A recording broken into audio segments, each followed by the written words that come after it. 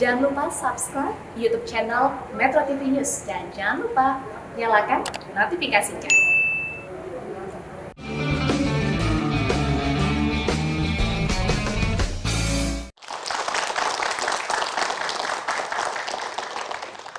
Terima kasih masih bersama saya di acara Kikandi. Tamunya masih Hanon Sari Paramita atau Ruri. Ya. Ruri, tadi aku sempat kasih bocoran sedikit mengenai almarhum Sigit Prasetyo ya, korban peristiwa Trisakti. Dia mahasiswa Trisakti di tahun 1998 kalau nggak salah, dimakamkan di Tanah Kusir. Nah, ada cerita ya mengenai Sigit Prasetyo dan orang tuanya, apa ceritanya? Jadi kami ke Tanah Kusir, sebenarnya waktu itu mau lihat makam pahlawan-pahlawan, kan banyak tuh di sana. Ada Bung Hatta di sana ya? Dan banyak lah di sana Oke. kan. Terus kita ngobrol tuh sama juru kuncinya, kan salah satu juru kunci di sana. Iya. Mbak, ada tuh pahlawan reformasi, oh iya gitu. Dalam pikiran saya cuma Mas Elang ya, yang Iya. paling Oh populer iya. kan Mas Elang kan. Elang di sana. Nah, terus udah ke makam Mas Elang, saya pikir udah selesai nih. Terus ada satu lagi Mbak, tuh ada makamnya Sigit Prasetyo. Oh ada lagi, terus kita googling kan, oh iya bener-bener ada. Terus ternyata yang bikin saya sampai sekarang tuh masih sedih gitu. Jadi karena Sigit Prasetyo itu kan anak tunggal dan jadi korban 98 kan. Terus orang tuanya itu setelah anaknya dikubur di Tanah Kusir, nggak tahu rumahnya dulu di mana, itu dijual. Terus mereka beli satu petak di Tanah Kusir itu dan buka warung kecil di sana, warung-warung kecil-kecil itu yang jaraknya 10 meter dari makamnya. Makam Sigit. Dan supaya bisa melihat anaknya setiap hari. Sudah Jadi meninggal. kebetulan kami pas ke rumahnya, pas ke makamnya, terus ibunya, kalian mau lihat siapa? Oh Sigit, oh ya sini main ke rumah gitu. Terus kami ngobrol lah cerita bagaimana beliau mengatasi rasa dukanya yang hebat karena kehilangan anak tunggal itu kan sesuatu yang sangat tidak mudah ya. Jadi bagaimana berjuang untuk mendapatkan keadilan, sementara yang 98 kita tahu sendiri sejarahnya seperti apa, itu kan. Cerita ini kan mulai dari kuburan, tapi empati kita diguncang ini. Artinya ada orang tua yang masih mencari keadilan.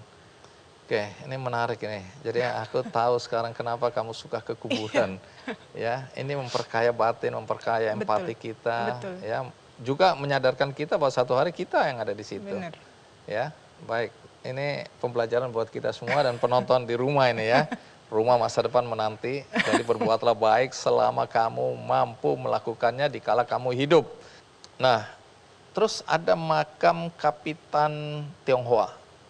Kalau dulu derajat seorang kapitan di zaman Belanda dulu itu cukup tinggi ya. Dia dihargai karena dia menjadi kapitan. Bahkan di era modern ini konglomerasi, kalau ada pengusaha yang dianggap sebagai kapitan dari para konglomerat di Indonesia, kedudukan dia juga terhormat. Nah, soal Kapitan Tionghoa ini apa ya ceritanya?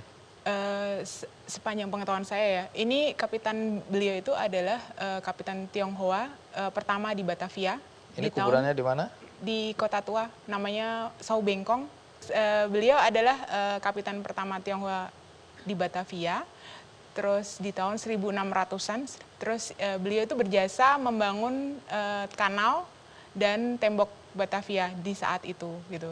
Kalau sekarang sih sudah makamnya karena sudah dijadikan cagar budaya, jadi sudah lebih bagus gitu. Kalau dulu tuh kondisinya memprihatinkan banget untuk seseorang yang berjasa terhadap perkembangan Jakarta sampai seperti sekarang gitu.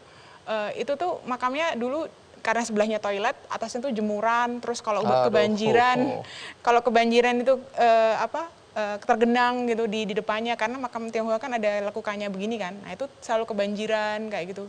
Oh, ini dia ya. Nah, cerita-cerita semacam ini juga ada di mana aja, kuburan mana aja, misalnya yang berbau mistis tadi. Terus terang saya tidak pernah mengalami aneh-aneh, justru malah kayak apa ya, kalau kita membersihkan makam, kita kan rutin membersihkan makam, kita sasarannya itu adalah makam-makam yang tidak ada juru kuncinya. Oh, jadi kalau ada juru kuncinya, termasuk bersih-bersih ya? Iya, termasuk bersih-bersih makam itu kadang-kadang udah pohon tinggi-tinggi gitu, kita pakai alat seadanya aja sih yang kita punya gitu. Terus seringnya ketika kita bersih-bersih makam itu banyak kupu-kupu.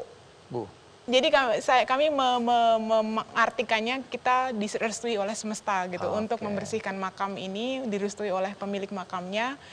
Kebanyakan orang juga bertanya ngapain sih gitu kan? Iya, kenal enggak? Kenal Nenek enggak moyang gitu, bukan siapa nenek moyang, bener iya. gitu, saudara bukan gitu. Tapi kita senang melakukannya walaupun habis itu udah kayak karena habis tenaga gitu. Karena ada teman saya yang bilang kamu tuh sudah membantu doa-doa yang terbang di luar sana, nggak tahu tujuannya kemana. Begitu kamu bersihkan, dia tahu doanya kemana gitu. Luar Jadi saya ya biasa. mengamini aja lah. Terima kasih Ruri. Sama-sama. Iya. Setelah ini saya juga akan mengundang komunitas lain yang tidak kalah uniknya. Oke. Nah, komunitas apa itu? Penasaran? Ikuti terus Ki Candy. Oke. Kalau sekarang sederhananya, Anda pernah lihat atau belum? Sudah pernah. Itu tidak teridentifikasi bukan berarti itu dari planet lain ya. Iya, betul.